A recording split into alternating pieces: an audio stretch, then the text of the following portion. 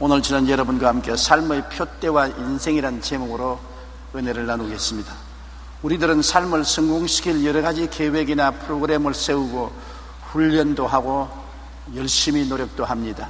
얼마간 성공하기도 하고 실패도 하며 만족할 때도 있고 낙심할 때도 많이 있습니다. 그러나 항상 마음에 무언가 탁 트이지 않은 기분이 있고 무언가 안개 낀 것처럼 마음이 늘 불안합니다. 그 이유는 인생 전체를 관통하여 이끌어가고 삶에 불을 붙이는 삶의 목표와 꿈이 없기 때문인 것입니다. 일본 작가 미네노 다스히로가 쓴 인생은 아름다워라는 책에는 이런 내용이 있습니다. 한 대학생이 우수한 성적을 받아 원하는 대학에 들어간 후 그만 자살을 하고 말았었습니다. 비통하게 느낀 부모들이 애통하고 그 아들을 장례 지내고 난 다음에 아들의 일기장을 들췄습니다. 그 일기장에는 유서가 기록되어 있었습니다. 아버지 어머니 죄송합니다. 저는 오로지 대학 입시만을 위해 공부했습니다. 그러나 합격한 지금 그 모든 것이 헛되다고 생각합니다. 도대체 무엇을 위해 공부하고 무엇을 위해 살아가야 하는지 잘 모르겠습니다. 저의 만족을 위해서라면 더 이상 살고 싶지 않습니다. 작가는 이 이야기를 통해 우리가 날마다 어떤 가치와 목적을 향해 살아가야 하는가를 본질적인 질문을 질문하고 있습니다. 맞습니다. 우리의 삶은 성공시킬 여러 가지 계획을 세우고 이를 위해 훈련하고 노력합니다. 그러나 항상 마음속에 무엇인가 빈자리가 있고 안개 낀 것처럼 불안합니다. 그 이유는 인생 전체를 이끌어가고 삶을 깨뜨려가는 목표와 꿈이 없기 때문인 것입니다. 우리 일생을 살아갈 수 있는 목표와 꿈이 우리 마음속에 있어야 되는 것입니다. 사도 바울 선생은 일관된 삶의 목표를 가지고 있었습니다. 그는 그냥 막연하게 예수 그리스도의 복음만 전하는 사람이 아니었습니다. 일평생에 그가 뛰어갈 수 있는 목표를 분명히 마음속에 가지고 있었습니다. 빌립보서 3장 13절로 14절에 형제들아 나는 아직 내가 잡은 것 줄로 여기지 아니하고 오직 한 일 즉 뒤에 있는 것은 잊어버리고 앞에 있는 것을 잡으려고 표대를 향하여 그리스도 예수 안에서 하나님이 위에서 부르신 부르심의 상을 위하여 달려가노라. 뒤에 있는 것은 잊어버리고 만다는 것입니다. 뒤에 있는 것을 자꾸 거시장스럽게 돌아보면 거기에 잡히고 걸리게 되는 것입니다. 앞에 있는 것을 잡으려고 표대를 향해서 달려간다. 그는 표대가 분명히 있기 때문에 동서남북 온갖 데 마음을 흩뜨리는 것이 생길지라도 거기에 끌리지 아니하고 표대를 향하여 달려갔습니다. 그 표대가 무엇입니까? 그리스도 예수 안에서 하나님이 위에서 부름의 상이 바로 그 표대인 것입니다. 바울의 인생 표대는 하나님이 주신 사명, 즉 이방인의 사도 직분을 다하는 것입니다. 하나님께서 그를 이방인의 사도로 불렀기 때문에 온 천하 이방에 나가서 복음을 전가하겠다는 것이 그 삶의 분명한 표대요 목적인 것입니다. 사도행전 9장 15절에 주께서 이르시되 가라 이 사람은 내 이름을 이방인과 임금들과 이스라엘 자손들에게 전하기 위하여 택한 나의 그릇이라고 말한 것입니다. 특별히 하나님이 바울 선생에게는 이방인과 임금들과 이스라엘 자손에게 전하기 위한 택한 그릇이라고 말한 것입니다. 그리고 그는 하나님께 칭찬받고 상 받기를 원했습니다. 잘했다고 칭찬받고 하나님이 상 주시는 훌륭한 전도자가 되기를 원한 것입니다. 고린도전서 9장 24절에 운동장에서 다름질하는 자들이 다 달릴지라도 오직 상을 받는 사람은 한 사람인 줄을 너희가 알지 못하느냐. 너희도 상을 받도록 이와 같이 다름질하라. 다 같은 사람들이 운동장에서 뛰지 않아요. 그러나 1등하는 사람이 상을 얻는 것처럼 일심으로 앞을 보고 내어 달려야 1등을 하지 뒤를 돌아보면 1등을 못합니다. 저는 옛날에 800m 선수여서 언제나 경기가 있으면 선수로 나갔습니다. 그런데 한 번은 800m를 뛰는데 제가 제일 1등을 달려가다가 마음에 교만한 생각이 생겼습니다. 아무도 나를 따라오지 못하지 하고 뒤를 돌아보는 틈에 사람들이 다 내 앞으로 가버리고 말았었어요. 뒤를 돌아보다가 상을 잃어버리고 말하는 것입니다. 사람은 한결같이 한 목표를 향해서 뛰어야지 뒤를 살피고 좌우를 살피면은 노력이 상실되고 도보가 낮아지고 승리를 잃어버리고 말게 되는 것입니다. 방향이 문제인 것입니다. 여러분 인생을 사는데 올바른 방향을 꽉 잡아야 돼요. 유명한 아인슈타인이 뉴욕에서 기차를 타고 어디론가 가고 있었는데 잠시 후 승무원이 승객의 표를 조사를 합니다. 표를 거두는데 아인슈타인 박사 편에 오니까 뭐 표를 뽑기도 해차고 안 뽑기도 해차고 밑보기도 해차고 표가 있어야 말이겠죠. 성모원이 아인슈타인 박사님, 저는 당신을 잘 압니다. 속이고 탈 분이 아니신 것을 아는데 표를 못 찾는가 보니 내가 받은 줄 알고 그냥 지나가겠습니다. 고맙네. 그리고 그 성모원이 지나가서 전부 표를 거두고 30분 만에 돌아오는데 지금도 또 표 찾는다고 야단이거든. 자리 밑을 들여다보고 포켓돈을 들여다보고 아이고 표 받은 줄로 생각하고요 제가 지나가겠다고 했는데 왜 지금도 표를 찾습니까? 아니 그게 아니에요. 그게 뭡니까? 표에 내가 내릴 역이 기록되어 있는데 내가 어느 내리는지 지금 알 수가 없어가지고서 표를 찾고 있습니다. 기차를 타기는 탔는데 어느 역에 내리는지 방향을 알지 못하면 큰일 아닌 것입니까? 우리 인생이 살기는 사는데 어디에 가며 어느 곳에 무엇을 하는지를 분명히 알지 못하고 방황을 하면은 우리 인생은 실패하고 마는 것입니다. 많은 사람들이 무엇인가 열심히 합니다. 문제는 가야 할 장소를 알지 못하는 것입니다. 바울 선생은 표대를 향하여 그리스도 예수 안에서 하나님이 위해서 부르신 부르심의 상을 위하여 달려간다고 말하는 것입니다. 우리는 삶의 표대를 확실히 알아야 되는 것입니다. 나는 무엇을 향해서 달려가느냐? 오늘 여러분은 무엇을 향해서 달려가는 것입니까? 아침에 일어나서 세수하고 옷 갈아입고 밥 잡수시고 출발해서 인생을 출하는 매일매일의 생활을 합니다. 그러나 그 생활 전체를 꿰뚫어 이끌어가는 삶의 목표가 무슨 것입니까? 그냥 사는 것입니까? 먹고 자고 깨다가 죽는 것입니까? 적은 일이든 큰 일이든 나의 삶에 목표를 두고 뛰어야 나중에 후회함이 없는 인생을 살게 되는 것입니다. 그러므로 우리는 주님 앞에서 내 인생이 무엇인지 그 목표를 알아야 되는 것입니다. 모든 자연도 다 목표를 가지고 있는 것입니다. 장미꽃은 장미꽃으로서의 목표를 다하는 것입니다. 다리아는 다리아, 찔레꽃은 찔레, 봉숭아꽃은 봉숭아, 며느리 바풀꽃은 며느리 바풀꽃으로 자기의 크고 적은 존재에 불구하고 목표를 달성하는 것입니다. 내가 가정주부로서 하나님 부르심을 받았으면 가정주부로서 일생을 잘 살았으면 목표를 다른 것입니다. 자녀를 잘 기르는 것을 사명으로 삼았으면 자녀를 잘 길러내므로 목표를 다한 것입니다. 내가 사업가로서 일을 한다면 사업을 잘해서 나라에 기여하고 많은 사람에게 직장을 주는 것을 잘하면 그로서 내 인생의 목표를 다한 것입니다. 크고 적은 목표가 문제가 아닌 것입니다. 하나님이 나에게 해당해서 하라고 주신 일을 끝까지 잘 성취하여 좌왕무양하지 않고 달성하는 것이 하나님의 뜻인 것입니다. 우리가 목표를 향해서 달려가면 수많은 어려움이 다가오는 것입니다. 바울 선생이 하나님의 부르신 부름을 향해서 달려가는 그 일생에 수많은 위험과 고통을 당한 것입니다. 고린도후서 11장 26절에 보면 여러 번 여행하면서 강의 위험과 강도의 위험과 동족의 위험과 이방인의 위험과 시내의 위험과 광야의 위험과 바다의 위험과 거짓 형제 중의 위험을 당했었습니다. 가는 곳마다 위험이 도사리고 있는 것입니다. 우리가 목표를 향해서 나아가는데 하나님이 같이 계심으로 평안하게 아무 어려움 없이 갈 것이라고 생각하면 안 됩니다. 수많은 위험이 다가옴에도 불구하고 하나님을 의지하고 그를 이기고 나가는 것이 우리 인생 여행인 것입니다. 고생이 따라오는 것입니다. 인생을 사는데 고생 안 하는 사람 절대 없습니다. 고린도후서 11장 27절에 또 수고하며 애쓰고 여러 번 자지 못하고 줄이며 목마르고 여러 번 굶고 춥고 헐벗었노라. 바울 선생의 인생은 수고하고 애쓰며 여러 번 자지 못하고 줄이며 목마르고 여러 번 굶고 춥고 헐벗는 인생길을 살았습니다. 그는 하나님의 종이었고 하나님이 같이 하였습니다만 하나님이 같이 한다고 해서 인생 고난을 면제해 주지는 않습니다. 고난을 하나님을 믿는 믿음으로 극복하고 나가는 것입니다. 나는 왜 예수 잘 믿는데 우리 가정에 이렇게 시련과 환난이 많으냐? 왜 남편이 가시가 되고 아내가 문제가 되느냐? 자식들이 고통을 갖다 주느냐? 그것은 인생을 살아가는데 다 같이 당하는 것입니다. 그런 것을 예수 이름으로 하나님께 기도하고 부르짖어 문제를 극복하고 해결해 나가는 것이 신앙생활인 것입니다. 문제가 없는 것이 신앙생활이 아니라 문제를 해결하고 극복해 나가는 것이 신앙인 것을 알아야 되는 것입니다.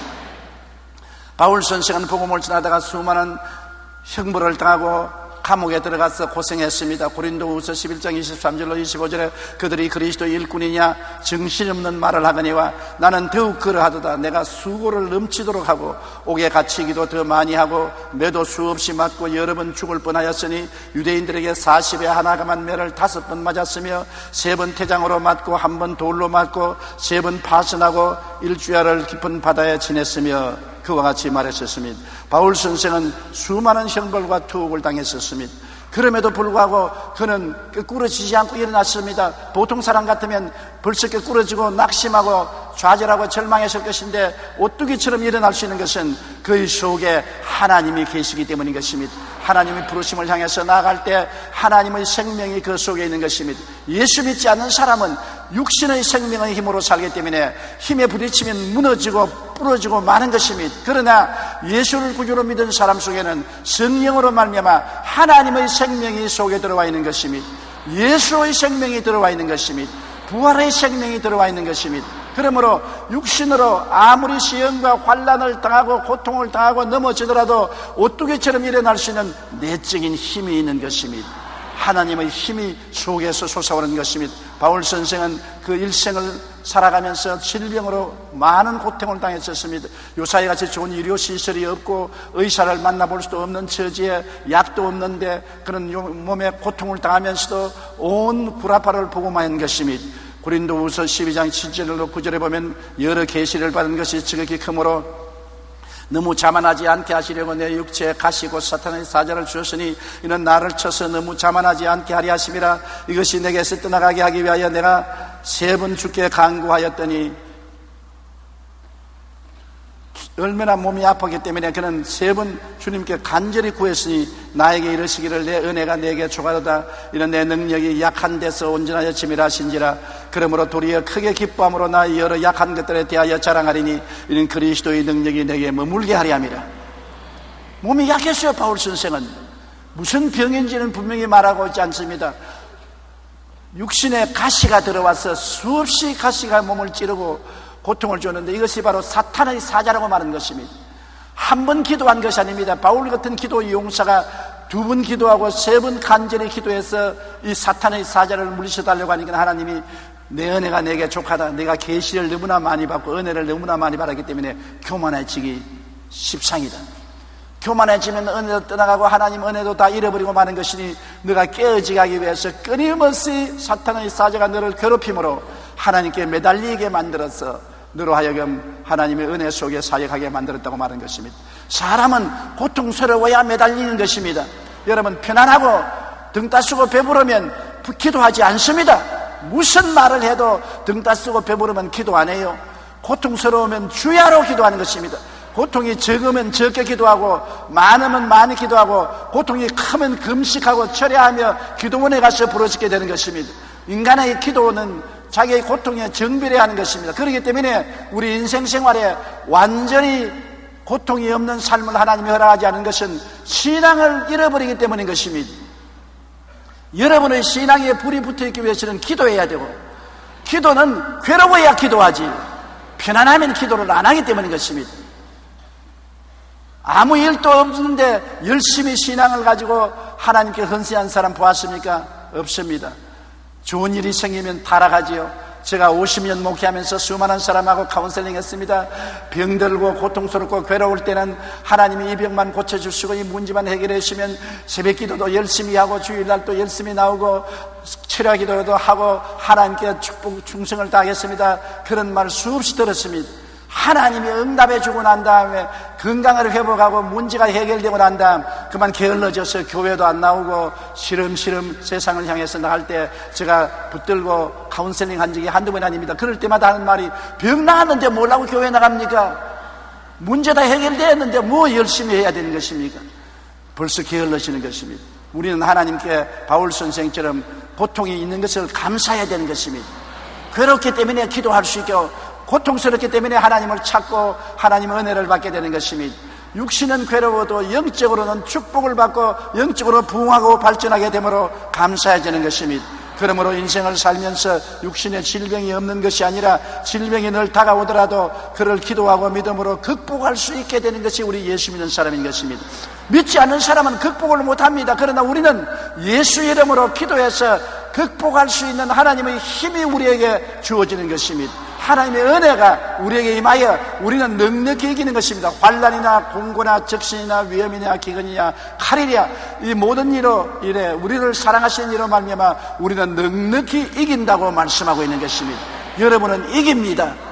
어떠한 일이 다가와도 이긴다는 것을 잊지 마시기 바랍니다. 이길 수 있는 힘이 여러분 속에 주어져 있는 것입니다. 여러분 눈에는 안 보이지만 고난이 다가오면 이길 수 있는 힘이 속에서 넘쳐나는 것입니다. 바울 선생은 그리스도의 복음을 위해서 최후로 순교를 당했던 것입니다.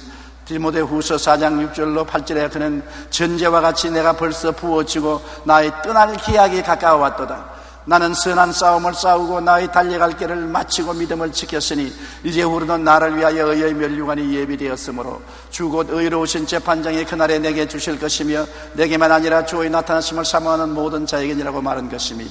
여러분, 바울 선생은 일생을 수많은 고통을 당하고 나중에는 순교의 제물이 되었지만은 그는 목표를 달성시킨 것입니다. 온 이방의 복음을 전가하는 목표를 달아냈습니다. 그는 예루살렘에서 이루르건까지 편만하게 복음을 전하였다고 말한 것입니다. 하나님의 부르신 소명을 따라 목표를 향해서 달려가는데 끝없는 난관과 고통이 다가왔으나 이를 다 극복하고 나갈 수 있는 것은 그 속에 목표가 분명히 있었고 목표를 향해 나갈 때 하나님의 능력을 그 속에 부어주시기 때문인 것입니다. 여러분도 크고 작은 인생의 목표를 향해서 하나님을 섬기면서 나아갈 때 일을 할 수 있는 은혜가 여러분 속에 항상 있다는 것을 잊지 말아주시기를 바랍니다. 존 번연은 시험과 고난은 우리로 하여금 하나님을 찾게 한다고 말했습니다. 마르틴 루터는 시련이 없고 모든 것이 순조로울 때가 가장 위험한 시련이다.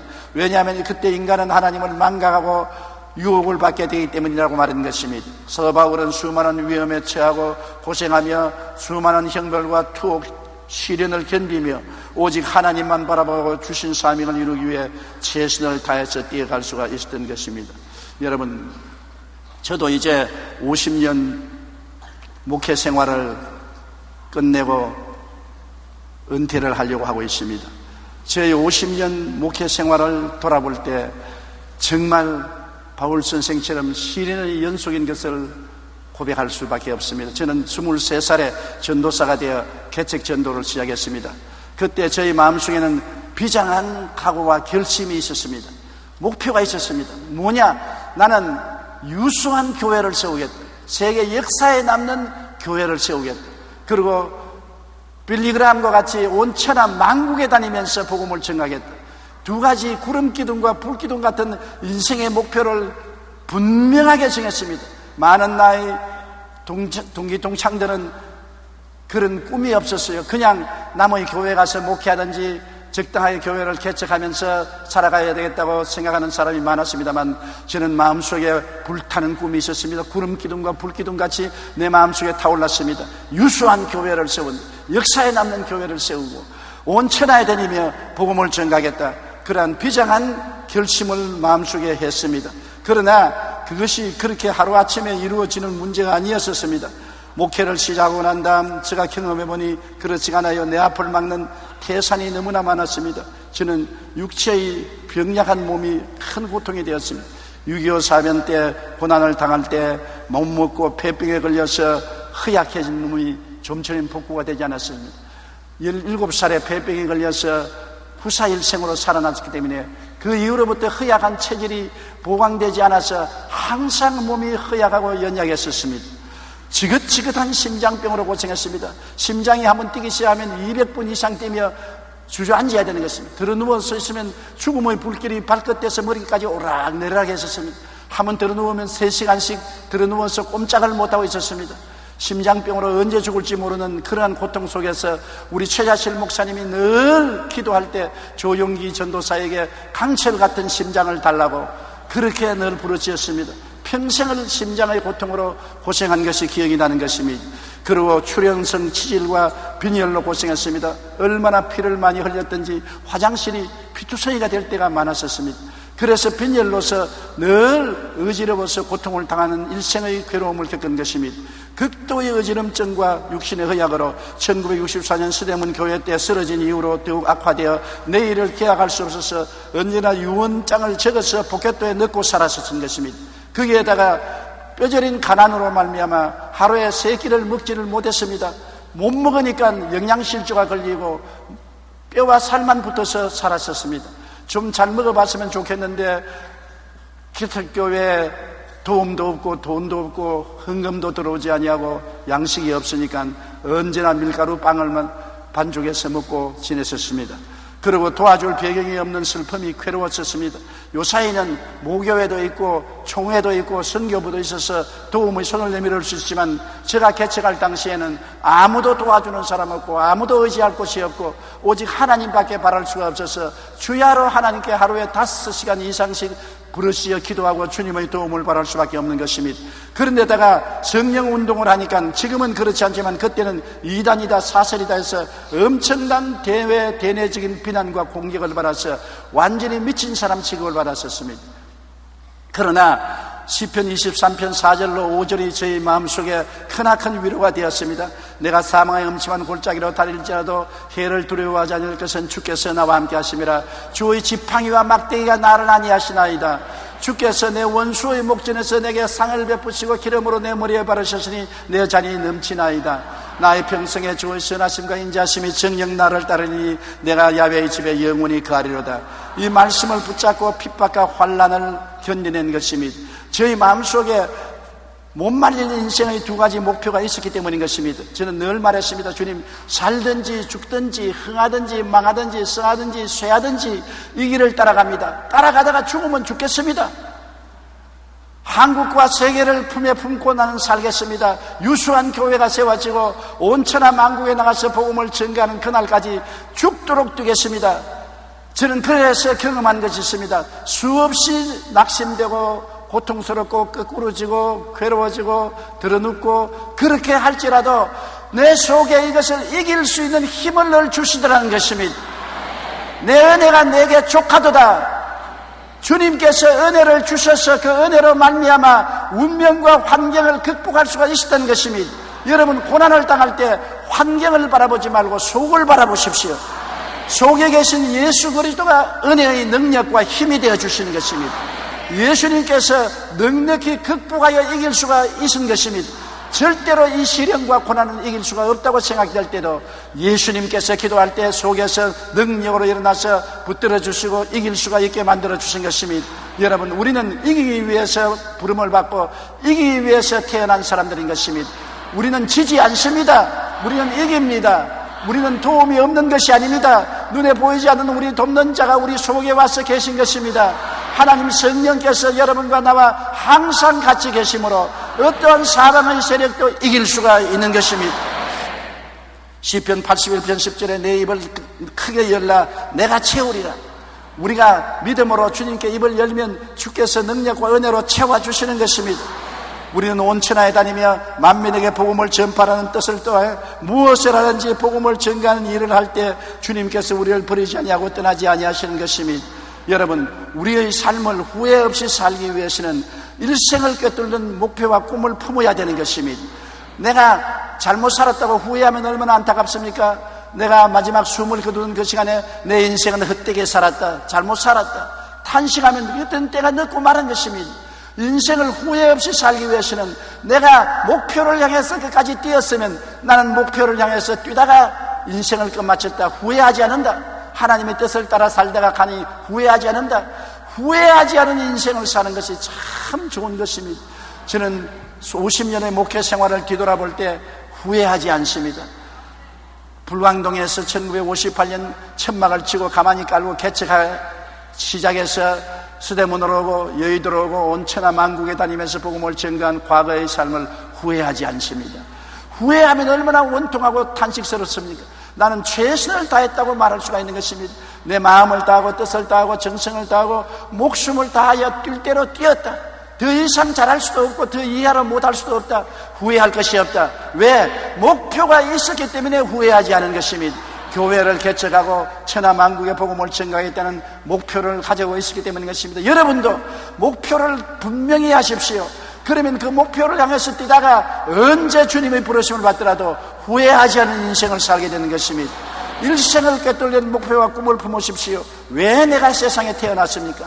지극히 작은 삶의 꿈도 목표도 상관없습니다. 하나님을 섬기는 사명이면 무엇인지 오케이입니다.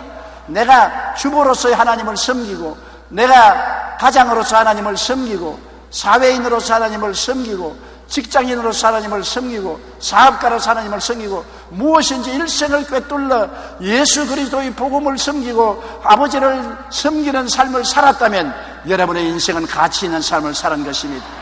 헛된 쾌락을 위해서 살고 부귀 영화를 위해서 살았다면 이런 세월의 헐감과 함께 다 사라지고 말 것입니다. 인생이 풍전등화와 같지 않습니까? 내 인생이 불에 꺼질 때 내가 가진 것이 무슨 소용이 있는 것입니까? 내가 누구를 믿고 누구를 섬겼는가가 영원히 남게 되는 것입니다. 빌립보서 2장 13절에 너희 안에서 행하시는 이는 하나님이시니 자기의 기쁘신 뜻을 위하여 너희에게 소원을 두고 행하게 하심이라. 하나님이 내 마음속에 하나님을 섬기겠다는 뜨거운 소원을 두시고 그 소원을 따라서 살았다면 후회함이 없는 인생을 살게 되는 것입니다. 우리는 뒤돌아보지 않고 후회하지 않은 결심을 해야 되는 것입니다. 뒤에 자꾸 돌아보고 뒷일을 생각하지 말고, 지나간 인생은 되돌릴 수가 없습니다. 내가 울어도 못하고 힘쓰도 못하고 애쓰도 못합니다. 지나간 것은 지나가 버린 거예요. 지나간 것을 자꾸 돌아보지 말고 새로운 삶의 길을 결심하는 것입니다. 지금이라도 늦지 않은 것입니다. 내가 헛된 인생을 살았으면 지금이라도 늦지 않습니다. 회개하고 예수를 구주로 모셨으면 지금부터라도 우리 가정에서 내 생활에서 그리스도의 영광을 위해서 살겠다는 목표를 결정하시기를 바라는 것입니다. 사도행전 20장 24절에 바울이 말하기를 내가 달려갈 길과 주 예수께 받은 사명 곧 하나님의 은혜의 복음을 전가하는 일을 마치려 하면은 나의 생명조차 조금도 귀한 것으로 여기지 아니한다. 생명도 귀하게 여기지 않을 정도로 헌신할 수 있는 목표를 가지고 인생을 살아야 돼요. 화끈하게 인생을 살아봐야 되는 것입니다. 뭘 질질 끌고 살 필요 없어요. 화끈하게 내 생명조차 귀하게 여기지 아니할 정도로 나의 목표를 성취하기 위해서 달려간다. 그 목표가 뭔 것입니까? 하나님께 받은 바 사명 곧 은혜의 복음을 전가하는 일이 바울 선생의 목표인 것입니다. 우리도 그것인 것입니다. 잘 먹고 잘 입고 잘 사는 것이 인생의 목표가 아닌 것입니다. 여러분, 인생은 지나가는 것입니다. 과거에 수많은 우리 한국의 대통령들이 권력을 행사하고 나는 새로 떨어뜨릴 듯 하지만 다 지나가고 말았지 않습니까? 권력은 지나가는 것입니다. 부귀 영화도 지나가고 마는 것입니다. 청춘도 지나가고 말아요. 자기가 건강하고 이쁘고 아름답다고 자랑하지만 얼마 있잖아면 겨울을 들여다보면 쭈그러 방아지가 되어서 보기가 흉한 것입니다. 지나가는 것입니다. 오직 유일한 것은 하나님을 섬기는 것만 남은 것입니다. 예수 그리스도의 복음을 위해서 내가 헌신하고 하나님을 섬기기 위해서 나는 구역장으로서 일했다. 나는 지역장으로 일했다. 나는 하나님을 섬기는 장로로서 살았다. 권사로 살았다. 안수집사로 살았다. 나는 평신도이지만 내가 있는 곳마다 그리스도의 영광을 위해서 힘쓰고 애쓰며 살았다. 그것이 여러분 나중에 하나님께 자랑할 수 있고 뒤돌아볼 때 후회할 수 없는 삶을 살은 것입니다. 다른 모든 인생은 다 후회하게 되는 것입니다. 세상으로 살은 것은 아무것도 자랑할 것이 없는 것입니다. 주를 위해서 살은 것만이 후회하지 않고 살아갈 수 있는 것입니다. 히브리서 10장 38절에 나의 의인은 믿음으로 말미암아 살리라. 뒤로 물러가면 내 마음이 저를 기뻐하지 아니하리라. 뒤로 물러가서 침륜에 빠지지 말고 앞으로 예수 그리스도의 영광을 위해서 표대를 향하여 달려가는 삶을 살아야 되는 것입니다. 우리는 백전불구의 신념으로 꿈을 추구해야 되는 것입니다. 우리 어릴 때 무지개를 따라간 적이 있는 것입니다.